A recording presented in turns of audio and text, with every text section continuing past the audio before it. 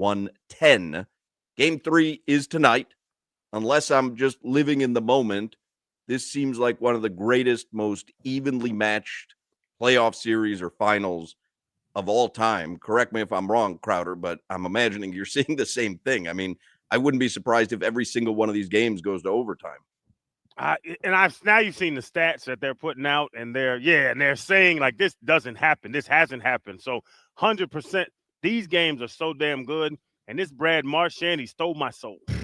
Oh He my stole God. my You soul. know, I was like, oh, we I got was this old guy coming. They're You're wasting smitten. time. I am smitten right now by Marchand. But no, these teams, it's going to come down. Like you're saying, Hawk, if there are 7 overtime games, I would not be surprised. They are so well matched. I was going to ask you about Marchand, Appel, because I was trying to figure out, did the team need some sort of veteran presence like that? Because they've got plenty of veterans, and they've all got Stanley Cup experience because they won it. I'm wondering who benefits more from Marchand being there. Brad Marchand himself, who gets to be part of this, spectacular ride right at the end and maybe get another cup win, or the Panthers. He has been spectacular on the ice. So I'm curious what you think. Like, is he, or are they mutually beneficial? It's absolutely mutually beneficial, and it honestly, in a way, reminds me of when Jaromir Jagr came here and played with Alexander Barkov and Jonathan Huberdeau, and from that point, those guys could be around Jagr and kind of see how he operates and see how he works off the ice. And I really felt like after Jagr left, Barkov took another step in his game. Huberdeau took another step in his game, and I feel like what Marchand is bringing to Lundell and Luosterainen is an element of that. Someone who is now 37 years old. He's on the back end of his career, but he has, with those two, formed what has been one of the best lines across the entire postseason here in 2025.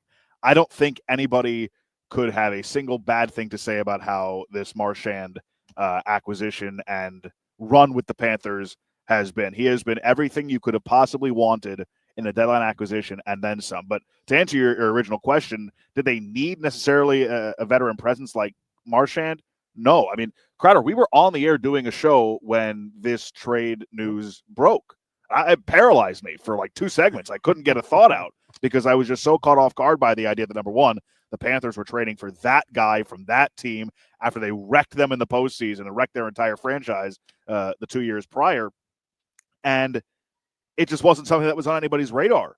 But, I think they didn't need him necessarily, but it certainly made them a lot better. And he has come up with so many incredible moments so far in this postseason. And I find it so ironic that if he scores in the breakaway in Game 5 of that Bruins-Panthers series 2 years ago, who knows that the Panthers are even on this run? And now here he is in the Stanley Cup final 2 years later, scoring not one but 2 breakaway goals, one shorthanded one to give him the win in overtime. And Josh, with that thought, man, it's crazy to say because when he got in the game, in basketball they call it cherry picking. It's like they're watching and then they just take off running to the offense, and you're behind the defense and you can't do it.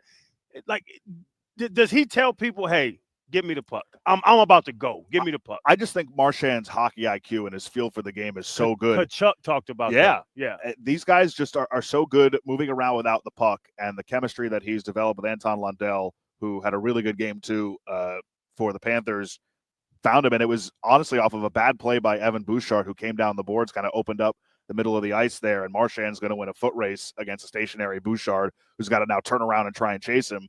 And all Marchand had to do is finish, and he nearly didn't. I don't know how that one squeaked through Stuart Skinner, but I feel like that's just kind of the hockey gods giving one back after the first opportunity in the first overtime that he got under Skinner's pad that went through the crease and hit the post.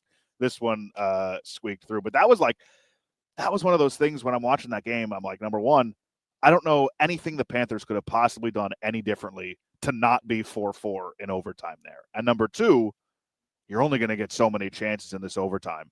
You had the Marchand breakaway. You had the Reinhart breakaway. They had one or two other chances. I think Evan Rodriguez backhanded one through the crease at one point, and you're just thinking, all right, like, you're on the road. It's the Cup final. It's McDavid. It's Mick Draisaitl. It's Draisaitl. At some point, like, you're going to run out of chances before they cash in. And thankfully, I mean, that is just – I tweeted this after the game. They are the defending Stanley Cup champions for a reason. Solana, you've come around on Brad Marchand? Yeah, he's not that bad.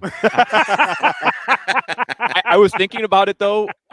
Imagine Hawk telling a Panthers fan, a Bruins fan, an NHL fan 2 years ago, forget like the game 5, because 100% he makes that goal. Like, who knows? Paul Maurice might have been fired, especially if it was up to Hawk. People forget. But imagine telling somebody No, nobody forgets. You're around. Nope, nobody forgets.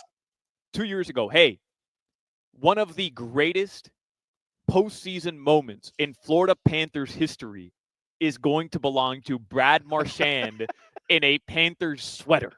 You'd be like, well, what? isn't there some similarity to Ray Allen there? I mean, same city, and one of the greatest, if not the greatest, Heat postseason moment is at the hands of Ray Allen. It's the greatest postseason moment, maybe in NBA history, or the most important postseason moment in NBA history. But here's the only difference, Hawk. Ray Allen wasn't like a Celtics lifer, and he was really the third member of the Big Three, and there was already like some tension there. Correct me if I'm wrong, Appel, because I'm a hockey novice, but Brad Marchand was like the Paul Pierce or the Kevin Garnett of their organization. The dude won a cup already, 2011 or 13 or whatever? Yeah, that was when the Vancouver riots happened. That was because of Brad Marchand and the Bruins. By the way, that I have so many insane stats from Game 2. Brad Marchand, to the date, back in whatever it was, 2013, had an overtime game winner as well the same day. It was like the anniversary of it, the same day he did it for the Florida Panthers. Like, so many insane things happened after that Game 2 win. Good omens. No, I mean, yeah, it was Patrice Bergeron, it was Brad Marchand, David Pastrnak, and Zdeno Chara, obviously, before he retired, and Tuukka Rask. And Phil Esposito, or whatever that guy's name is. Phil Esposito. I mean, it's a great name pull from you, but like he's been out of the league for like 40 years. He's doing like, Tampa Bay Lightning radio. Are you talking about in that era? It would be like saying Kevin Garnett, Ray Allen, Paul Pierce, and Cornbread Maxwell.